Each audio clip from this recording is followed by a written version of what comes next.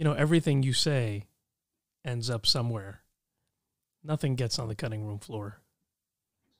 That's what an awful thing to say to someone right before you start. It's something I can say to you.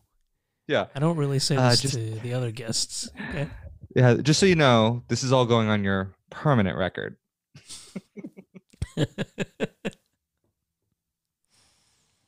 Thanks for being late. Appreciate Shut it. up. I'm sorry. I'm trying to solve deals. Okay. Solve deals. You're making deals like the president. Making deals.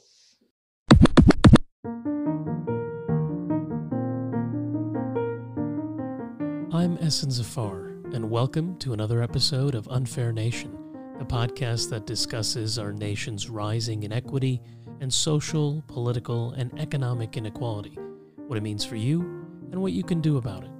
Every other week, we interview one person to get their perspective on structural inequality, and today I'm joined once again by Gabriel Krishock for a special Mailbag episode where we answer questions sent in by you, our listeners.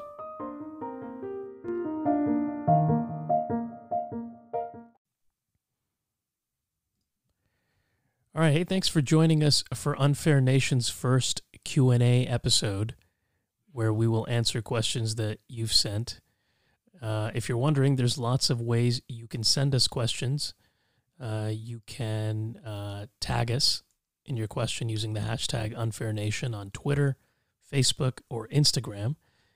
You can also sign up for our newsletter at unfairnation.com and submit comments directly on the newsletter webpage, or by replying to any of the emails that you get as part of the newsletter.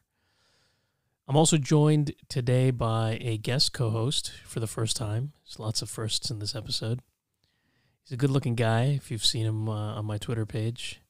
And you've also heard him in an episode about a month and a half ago on 3D printing. His name's Gabriel Krishock, not Gabe. And he's just kind of a Renaissance man. Thanks for being here, Gabe. Well, thanks for having me, Essen. And I do appreciate that you said that I'm a handsome guy. And you might say it's handsome for radio, for podcasting, I think is the exact right venue to make that claim. No, I think people can be the judge of that themselves. You're a good-looking guy. What's your Twitter handle, Gabriel? So I am just at Gabriel Krishock. And you can basically just try and put that into any search engine and get reasonably close. And I've found that it'll mostly get you there. How do they spell your last name, Krishock? It's Krieshok. Okay. And you're working on a couple of other projects. You have a book, I think, coming out. I do. So I live here in beautiful Washington, D.C. And during this crazy time that we're all living in, I've ventured on a couple of day job things and a couple of side project evening job things. One of those is a book around technology for development. So that's about to come out soon, and so you can look for that. It's just called the Tech for Good Field Guide. What's Tech for Good? Can you tell me what Tech for Good is? I thought this was going to be a session where we kind of interview you, the questions. I get to come up with questions, and then you get to answer them. I mean, this is what I do: is I ask questions. So I figured I might as well ask one. What is Tech for Good? I hear bandied about a lot. So it's interesting. So basically, very fundamentally, Tech for Good is really just thinking about how to use technology for an explicitly good thing. So it's really that might sound kind of vague, and the reason is that it is. But the idea is that you're thinking about technology not for its sort of functional uses like, hey, can my phone do this? Can my computer do that? But you're sort of saying, well, what is the outcome of this thing? Can we actually use a technology, whether it's a phone or a computer or radio, a fax machine, a pencil, to actually, improve somebody's livelihood, to actually improve, a country's GDP, to improve the welfare of a community or a family or an individual. So it's sort of putting that as the end, and then working backwards from there. What if it's improving the welfare of a corporation? Isn't that a good thing? Well, that companies are people too, so you have to think about that. I mean, I think it's all within context, right? And so Yeah, I think, most tech for good sort of lenses, and that's all it really is. It's just a lens of sort of Yeah, saying like, how are we thinking about this project or this challenge that we're looking at? And so, yeah, you could certainly apply it to corporations. There's a lot of corporations out there that are, really thinking hard about how they can leverage their, their resources for doing things that are explicitly good in that way. But I think most often it's like, what is the end goal? What are we really looking at the end of the well, this is not the Tech for Good episode, unfortunately, day? but I do appreciate that explanation. It's just something I was curious about. So we have a few questions, which I think you have, which you are going to pose to me. So these are good. So first off, I want to thank you for bringing me onto this podcast for this exciting experiment of having you referred to me as a co-host, so I'm going to take that for this entire episode as having equal value to you, Absolutely. and make sure that I can ask just as many questions as you. And we do have some really good questions, and I think actually they dive very deeply, very quickly into some really challenging questions around sort of what's going on in the current state of affairs and corporations and reform and things like that. And so I do want to get to these. But I think actually, this is both for myself, but maybe for some of your listeners who are just coming into this fresh. I'm kind of curious about um, sort of just the idea of unfair nation and how you're thinking. You asked me for a definition of tech for good, so now I'm going to ask you for the definition of of unfair. What does that mean? Why did you land on that as the term? Yeah, so thanks for that question. So a couple of reasons, right? So one of the reasons was I wanted to have a title that was a little provocative, right? So when I say unfair, it challenges your notions and conceptions of what is fair. This country is premised on this belief that it is a fair country, right? That's the idea that we have. You come here from another place, like I did as an immigrant, and you work hard, you follow the rules, you play by the rules, and you will do fine. You will do okay. You put in X, and you get X back. Um, but it is my belief, and that of many others who work in these areas, that we are. I mean, every place is inherently unfair, but it is my belief that the United States is particularly a particularly unequal country. In other words, your effort, there's no discernible correlation between effort and what you end up earning. And there's always maybe you put in 50 and you get 45 out, and that's fine. There's some inherent inequality always in any system, but it's completely out of whack in the United States, and every year it gets worse. And what we're seeing in this country over the last 20 years, whether it's the Occupy Wall Street movement or even the Tea Party movement, and now with the Black Lives Matter movement for police reform, and there's many other examples, these are all manifestations of a desire for some kind of inherent equality. And the best way to encapsulate that, rather than using some of these big words that I've been throwing around in the last 2 minutes, is to just hit on the idea of fairness. Everybody understands fairness. A 2-year-old, a 4-year-old can understand fairness. What is fair and unfair? We're kind of born with that idea. And so Unfair Nation, besides the fact that it kind of flows nicely and the domain name was available, also ties in this idea of American exceptionalism, the American dream, which is the promise that we're given, with the reality of increasing unfairness in these systems, right? Like, for example, the best way to encapsulate this with a real life situation is like, I work at Starbucks, okay? I work at Starbucks and I make an average minimum wage, which is about $9. That comes out to something like a little bit less than $2,000 before taxes, maybe $2,400 before taxes a year. That's very close to the poverty line in many jurisdictions. That's insane. I'm working a full-time job, 40 hours a week. How is that fair, right? Like, I should be able to work a full-time job and be able to afford the basic necessities of life, like rent and a cell phone. So that's kind of where the idea comes from. Well, I like it. Yeah, you're the only guy who's come on here twice, so I'm assuming you do. I have a question though, as you brought this up. So is like, do you think of unfairness or fairness as the same way in which you think about inequality or unjustness or things like that? Are they sort of synonyms, or should I be thinking about them differently? And I'm got to remember, I'm not in this space, so you gotta translate this for. Yeah, these are really good questions. So maybe you should become a podcast. Well, you do have a podcast. It's just a silent podcast. But maybe you should become a podcast host. Okay. We can promo the silent podcast later. I mean, we can't promo it because it's a silent podcast. You can't. We've already done it. Yeah, we it's can't. in I mean, spaces it's between quiet. Yeah. all of our other ones. There we go. So that's a really good question. So inequality. The reason why it's difficult. It's an important subject, inequality. But the reason why it's difficult to talk about it is because it is open to critique. Because inequality is a state of nature, right? Like people will say, so fine, so okay, so there's inequality. Unfairness, fairness and unfairness, even though it's not an academic discipline, it's easier to talk about because one reason is because people understand it at an inherent level. Like we're born with this idea of fairness. Second, in the real world, unfairness plays out, right, in a way that inequality doesn't. So for instance, I play a game, I lose.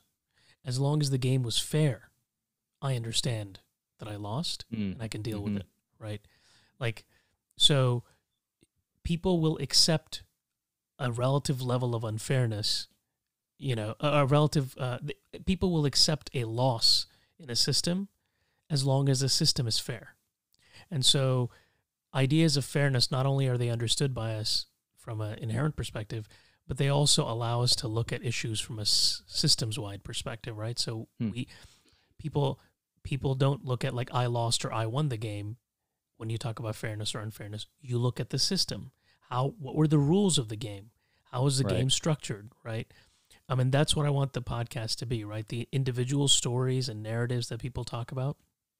What do they say about the system, right? So if you are caught up in unjust incarceration, like I can help you as a lawyer, I can help you, I can get you freed. I was a public defender. I can like do all this stuff.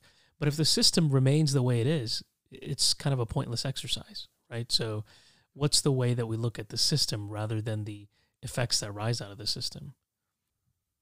That makes sense. It makes sense. I think the one, I guess my, so we can stop if this goes down a rabbit hole, but I would say, I guess it makes sense when you talk about it, and I think the board game analogy or the game analogy is a really good one.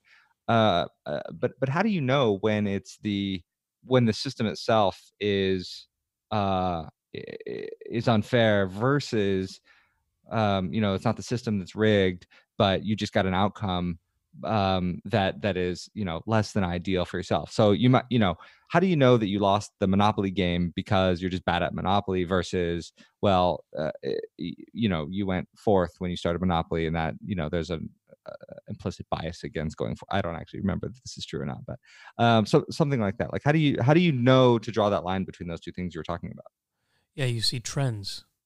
That's where the nation part comes in, right? So you start seeing trends across time and people. So if I just lose the Monopoly game once, it could just be me. But if everybody that is like me or plays like me keeps losing, then it could be a broader issue. It could either be an issue, with people with my specific play style, in which case maybe it's not unfair. It's just something I have to change about my play style.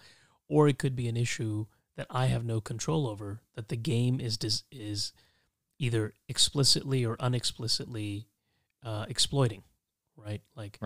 And so once you start seeing these patterns and trends, then you can kind of get to this idea of whether the system itself is unfair. I don't like to use the word rigged.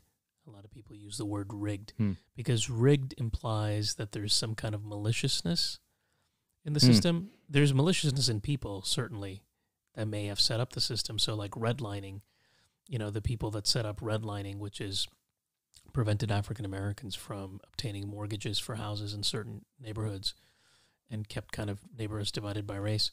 Like the people who put that through were malicious, certainly, and racist, but the system itself was not. And so a lot of people attack the system as racist. I think you can certainly attack the people at racist. and look at the system from an objective fairness or unfairness lens, and that gives you a lot more credibility when looking to make change. One of the things, so you mentioned redlining. I was trying to think of some other examples of rigged systems, and I think I'm gonna but I'm gonna steal this example from, I think it's Kara Swisher brought it up, where it turns out that there are more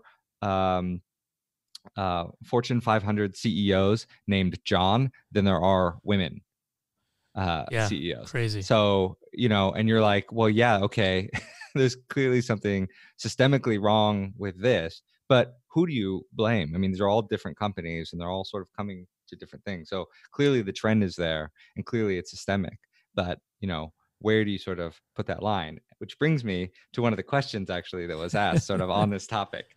And so I noticed you scrubbed all of the identifying information from these question askers. I did, so yeah. we We may can't, add that later for another episode. we can't cite them. So some very intelligent and well-meaning person asked the question, how do corporate monopolies contribute to inequality? And I might actually zoom that out a little bit and you asked about corporations earlier. So how do corporations contribute to inequality?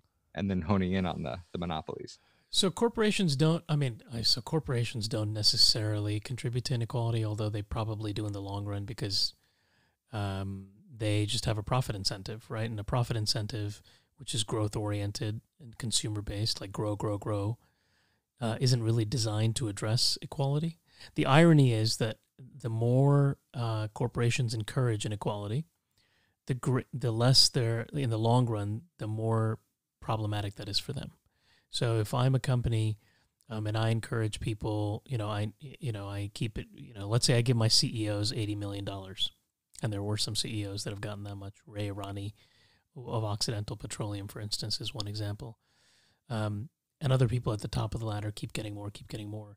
And I don't raise wages for my employees, which has been the trend in the U.S. Wages really haven't gone up considerably.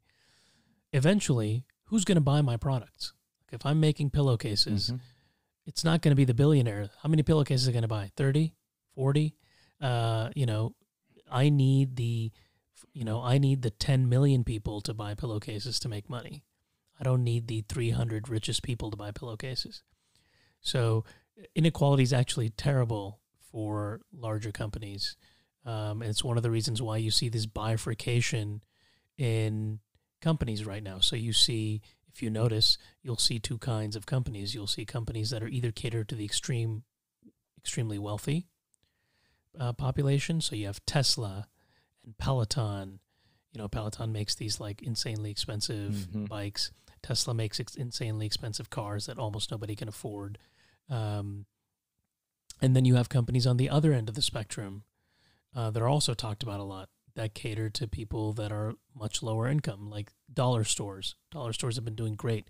If you bought a dollar store stock of like Dollar General 10 years ago, you'd be like rolling in it. Whereas companies in the middle of the spectrum, like JCPenney's, 24 Hour Fitness, both of which have gone bankrupt in the last month, that cater to the middle class or middle income America. I have problems with the idea of middle class too, but they're going bankrupt. They're not doing well. Macy's, retailers, and things like that. I mean, in terms of, and then there's this inequality that's rising in the United States for individuals, but monopolies specifically, to go to the question, is just another manifestation of inequality, right? It's an aggregation of few, right? Instead of monopoly is probably a better term to use is oligopoly, right? Which is a monopoly is one company, one company running everything, like a public utility. Sometimes have monopolies depending on the state. Oligopoly is, like 3 or 4 companies running everything. And so I call this the rule of 3. And you can see this everywhere. You can see about 3 companies in almost every industry, 2 or 4, but usually 3, that run and control everything. And by doing so, they end up, maybe they don't do it on purpose, but they end up setting prices together. They, so let's take the example of cell phone carriers, right? So there's 3 big cell phone carriers now. It used to be a lot 15 years ago, but now there's 3. We got T-Mobile, which has merged with Sprint. We got Verizon, we got AT&T. And together, if AT&T decides to raise their price to $50, let's say, for a plan, T-Mobile and Verizon can do so as well, because there's no competitive advantage for them to keep their price lower. You see the same in airlines, right? United, American, Delta, they control about 80% of the market. You see this in sodas, Pepsi, Coke, and Dr. Pepper. I can go on. This is like everywhere. No, this is good. And so what they do is they set prices. They set prices at the rate that they want to set them. They charge what they want. There's no competitive pressure on them to do so. And people pay insanely high prices, like airline prices, because they have no other option. It lowers consumer choice. So I guess maybe the question I would put back to you is there something inherently, unfair, or, the question was about inequality, but I'll sort of just raise it up. I mean, is there something about, the pandemic itself that's pushing these corporations to behave in a more unfair way, or that makes them, their sort of existence or their profit motives or the sort of shareholder structure more unfair? Or is it, are we looking at something that's wholly different than that? So I see COVID as an accelerant, right? So companies that prior to COVID were not doing well, like JCPenney, are doing much worse. 24 Hour Fitness was not doing well. It's doing much worse. These are companies that cater to the middle class, which is anybody, a family of four making, 30-something thousand to 130,000. Mm-hmm. Companies that were doing great before the pandemic, that cater to extremely wealthy or lower income folks, are continuing to do great, right? Like Peloton has seen an insane amount of business because people that are wealthy will continue to do well. COVID, I think, highlights this need for, you're seeing governments respond in this way, right? Like all of a sudden, companies and governments are doing things that people like me have been talking about for years, right? People are getting healthcare benefits to take time off if they're lower wage or even middle wage workers. They're getting unemployment compensation that's real unemployment compensation, something that will actually help them, not like, $300 a week or something that's actually closer to their wages. These are when you have systemic inequality, the system is not incentivized. Okay, a corporate system, going back to corporate monopolies, a corporate system is not in the business of reducing inequality. That's not their job. Their job is to generate the greatest amount of shareholder profit. So you have to have somebody else come in, whether it's another person and most usually a government, come in and say, listen, run amok. This system is going to just keep promoting inequality and actually run itself out of business. So we need to step in, and you need brakes. So if corporations are the accelerator in a car, you need some other entity or a group of entities and organizations to kind of be the brakes. I'm thinking about, what I'm thinking of. I think because it's just, I'm still on the pandemic side of things, and I just think there's so many, one thing that I feel like it's lost in the conversation a lot is, it's just that the pandemic itself is unfair, right? It's hitting people in so many different ways, and it's hitting different groups of people, and there are certain aspects of the system that allow, Peloton's doing great because the people that can buy a Peloton bike and service, we're in a relatively safer spot than a lot of other folks. And so, there's like sort of unfortunate things like that where, those kinds of services, just even, I'm noticing this with my workplace, which has a mixture of people in all sorts of ages, and sort of, there's a lot of folks that work remotely in different places, and a lot of different spots in their sort of career trajectories and their lives and different ages and things like that. And so, you'll have a group of, you'll have someone on these conference calls who's like, in their 20s, or even, I was talking to someone who's an intern, a summer intern the other day, who's, this Who has got has to a be a crazy, Tesla? this is a crazy experience for them. And, they kept getting interrupted during our sort of coffee chat, because they said they live in a house with 6 other people. It's their family. Yeah. And, there's not any privacy with them. And contrast that with somebody who's, taking the phone call from their like beautiful deck. And I don't know why Yeah. they have the camera positioned so that you can see, That's the whole point. all the things that you're missing, in my like 1-bedroom apartment, which is Yeah. still better than seeing somebody in their apartment studio with their husband who's Yeah. also on a conference call with their company. Yeah. So it's interesting how that works. And I think that there's, we're talking about sort of the emergency pieces of the pandemic and COVID, but this is affecting people in so many. We're not even getting into the healthcare aspects That's of right. COVID and Yeah. sort of who's being more susceptible, who's sort of immunosuppressed for various reasons. It's just such an interesting thing that I had said. It's really hard to know who to be mad at. Yeah, it's a system, right? Accountable. I mean, that's the thing. It's hard. It's an unfair system. And COVID, besides being an accelerant, is like pulling back the curtain. Like all of a sudden people are seeing, oh man, there's so many people in this country that live without health care. That's nuts. Oh, there's so many people that live, even people you would think are extremely wealthy. Like, there's news stories about families in Palo Alto which share a 3-bedroom or 4-bedroom house with another family of 4, right? So there's 8 people living in a 4-bedroom house. And people say, oh my God, give me a break, like Palo Alto. And these guys make $300,000 as a family, per family. But like the mortgage and the cost of living in Palo Alto is so insanely high that the only way they can live is to share what would be a single family home in any other part of the country, right? So this is the thing with unfairness and inequality. It just doesn't apply to like people that are lower income or whatever. I mean, it hits a lot of people in different parts of their in different parts of the economy. So you're saying that unfairness is also unfair? Yeah, unfairness is definitely unfair. Okay, so let's move on to, I'm going to throw some other zingers at you here. Yeah, so we're talking about COVID. Now we're going to talk about protesting. So this question asker asks, one easy topic to another. Yeah, just a smooth transition. Yeah. How come everyone is protesting now? Hasn't there been discrimination against Black Americans for decades?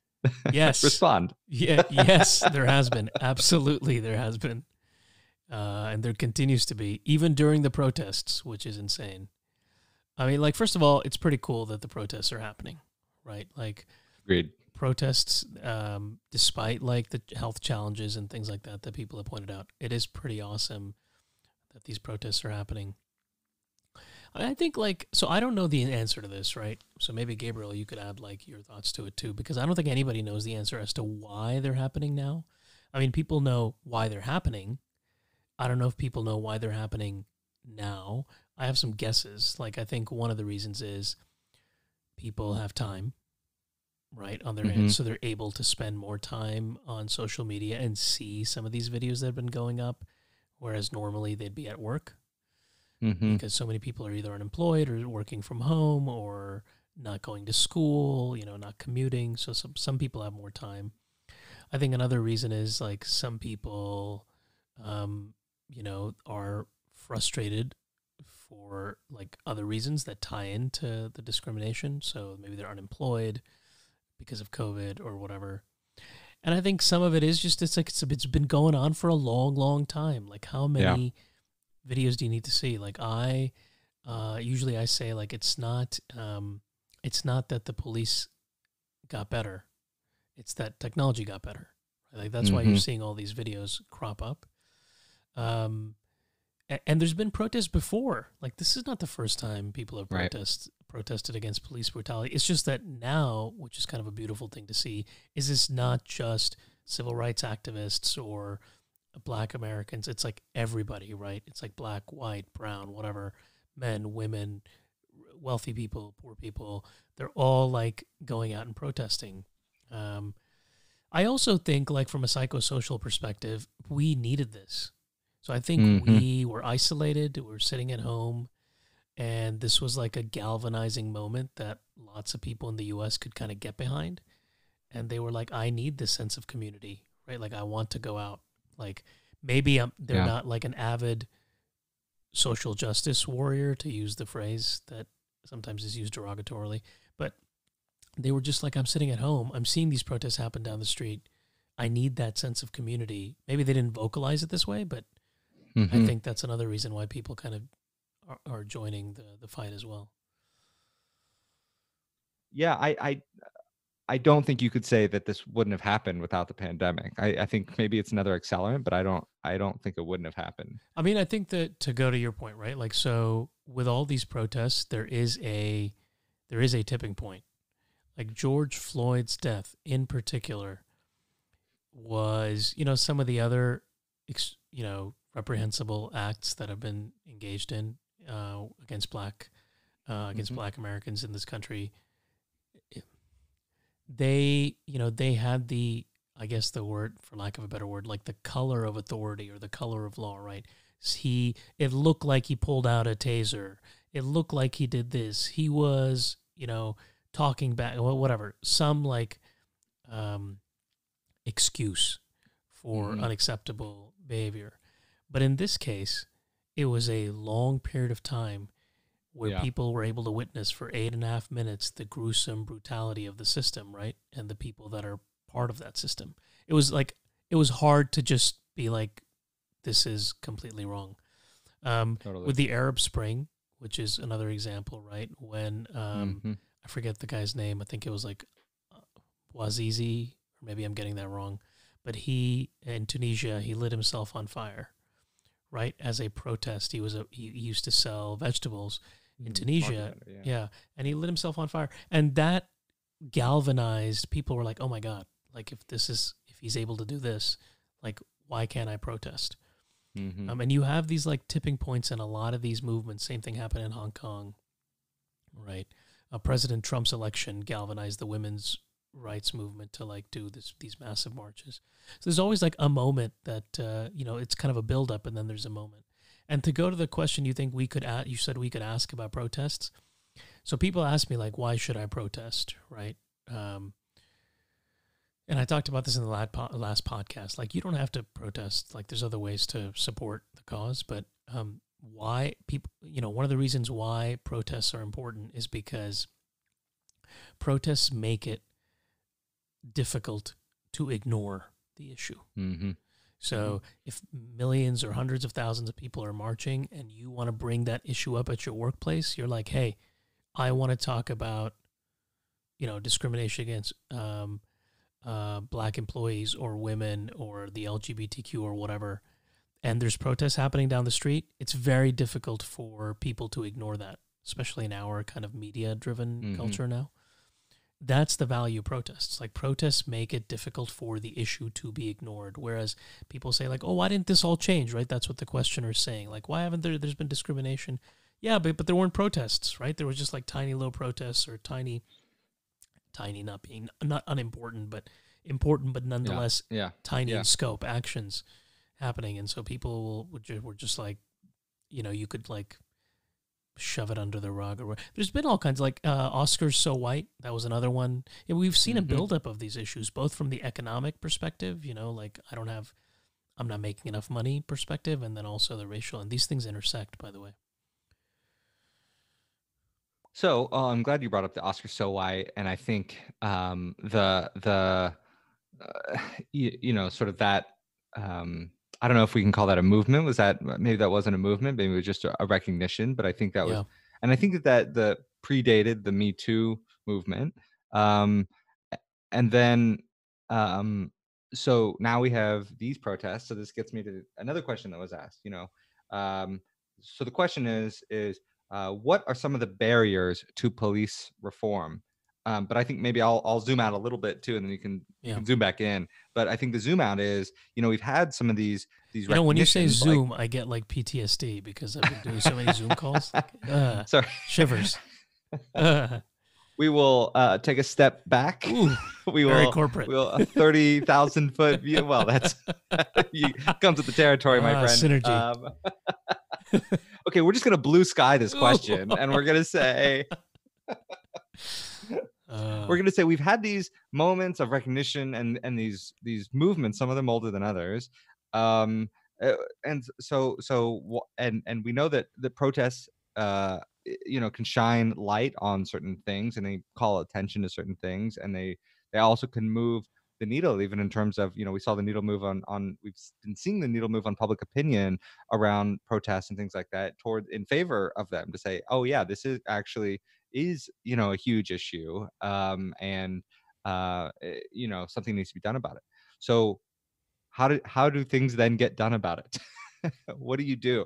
And this question is specific to police reform, and thinking about barriers in police reform. But how do you connect these two? How do you make the protests and all the energy and the enthusiasm and the recognition that the system is unfair into something that is more fair? So there's like two tracks to this, right? Like one is and I think you probably have to pursue both. I'll start with like a tiny little story. I asked somebody from Canada, he's a police officer, and he did some like pretty interesting. I think they're called Mounties up there. Oh, yeah. I don't think he was a Mountie. Are you Canadian? You sound and look like a Canadian, so maybe you could get away with this. But no, he did some really amazing and interesting work on. What he did is he would give out positive tickets. So instead of just giving out a ticket, his staff, his law enforcement folks, instead of saying, "Hey, Gabriel, apologize for that.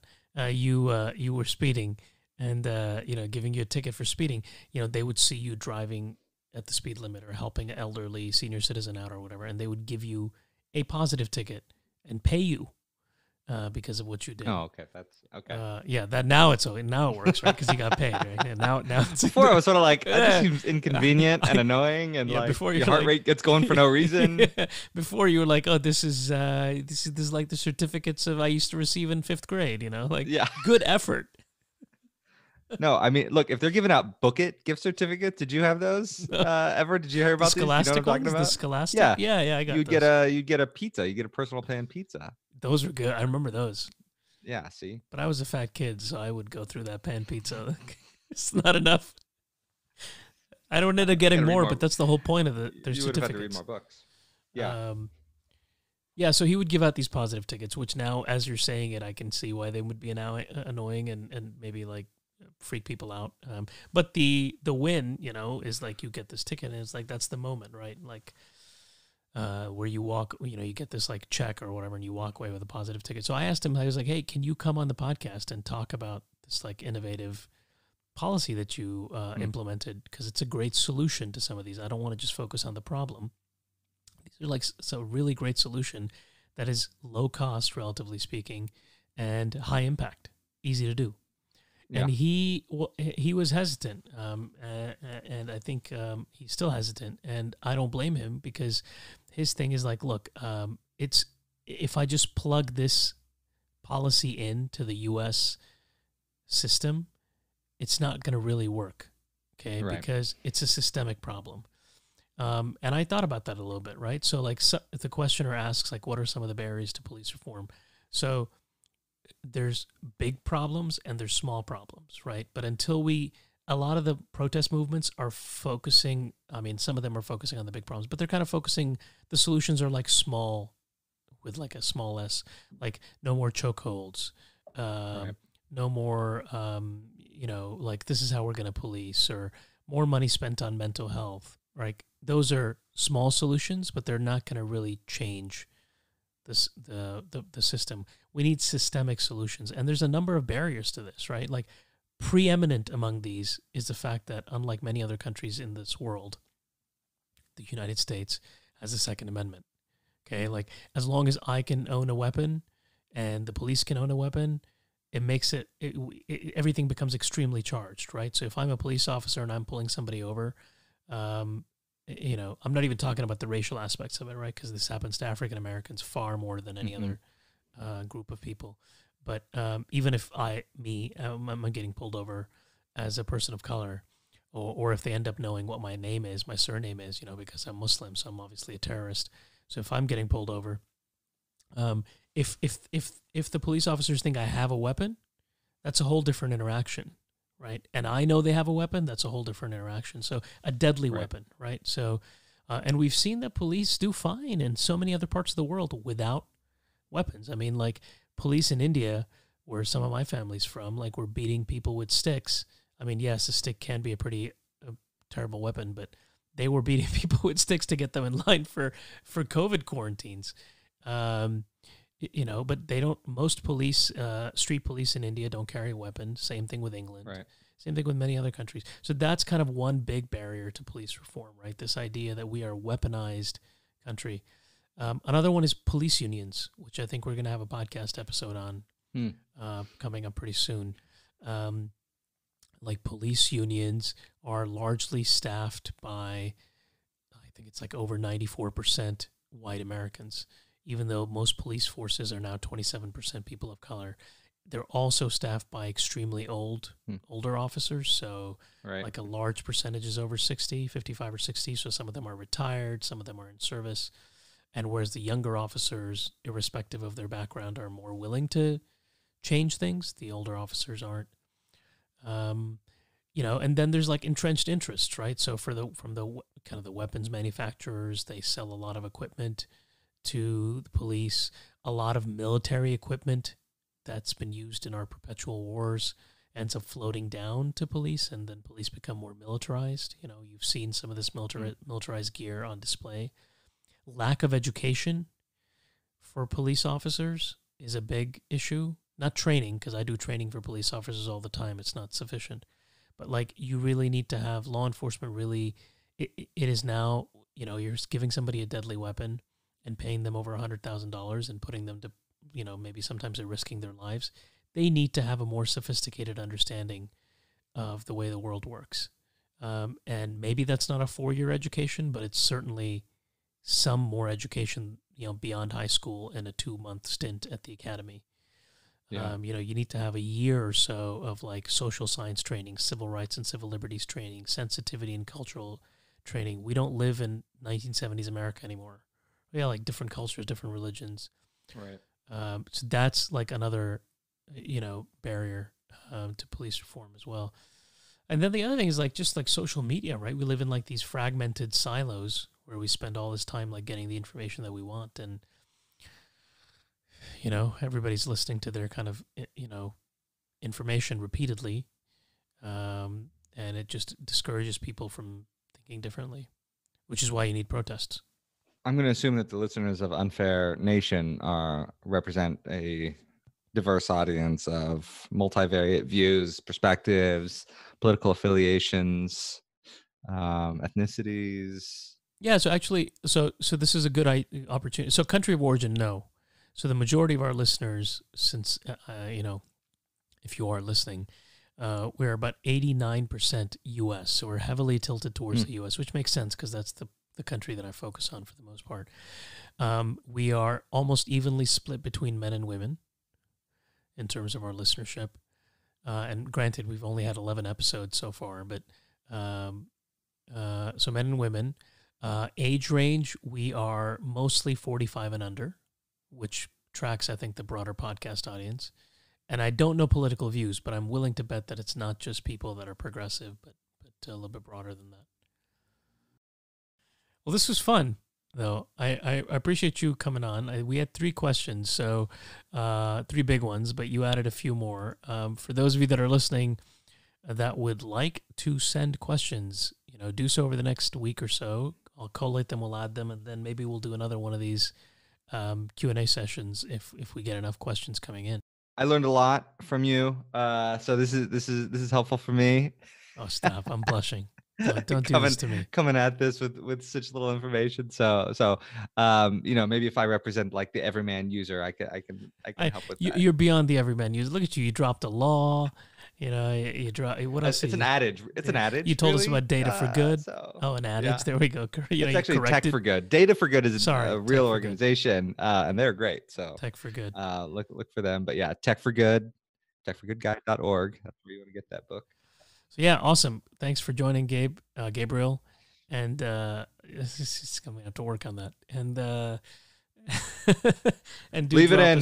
Do drop us a Leave it note. in, editor. Whoever's editing this, your crack team. It's just me. I'm the editor.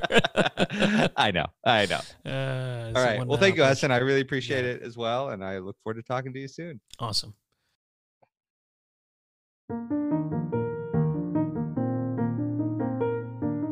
Hey, thank you for listening to another episode of Unfair Nation. I'm sure you're bored at home and social distancing, and I have just the thing you can do. Join the now 7,000 strong Unfair Nation. Sign up for our newsletter, check out our huge 11-episode back catalog, and subscribe to the podcast as well for notifications when the latest episode drops. Thanks once again for listening. Stay safe, and we'll get through this.